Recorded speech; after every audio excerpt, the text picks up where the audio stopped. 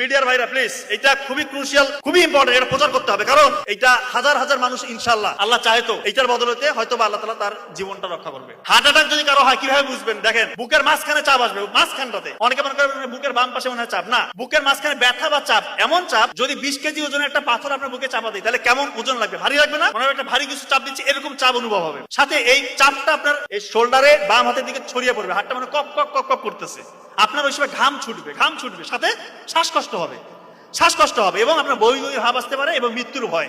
এই কয়েকটা ফিচার যদি আপনার থাকে, আপনি কাল বিলম্ব করবেন না। যদি হাসপাতাল পাশে থাকে অবশ্যই হাসপাতাল নেবেন, কিন্তু অনেকের এরকম হয় যে হাসপাতাল একটু দূরে আছে। এই জন্য ওই WHO এবং আমেরিকান হার্ট ফাউন্ডেশন তারা বলছে প্রি হসপিটাল ম্যানেজমেন্ট বাসায় করতে পারবেন। খুব ইম্পর্টেন্ট, অ্যাসপিরিন, একটা ট্যাবলেট অ্যাসপিরিন 300 mg চিবিয়ে খেতে হবে। অ্যাসপিরিন চিবিয়ে খেতে হবে, ইনশাআল্লাহ তার 50% মৃত্যুর ঝুঁকি কমে আসলো। নাইট্রোগ্লিসারিন একটা হচ্ছে স্প্রে পাওয়া যায়, নাইট্রোগ্লিসারিন মার্কেটে বিভিন্ন নামে আছে, ওইটা জিহ্বার নিচে 2 চাপ দিতে হবে। আর একটা হচ্ছে অ্যাটোরভাস্টাটিন গ্রুপের যে কোনো একটা ওষুধ 40 mg খাইতে হবে। আল্লাহ চাহে তো তার মৃত্যুর ঝুঁকি ইনশাআল্লাহ আপনি 70-80 ভাগ বাসার মধ্যে কমাই দিলেন, এরপর দ্রুত হাসপাতালে নিয়ে যেতে হবে। Subscribe, please.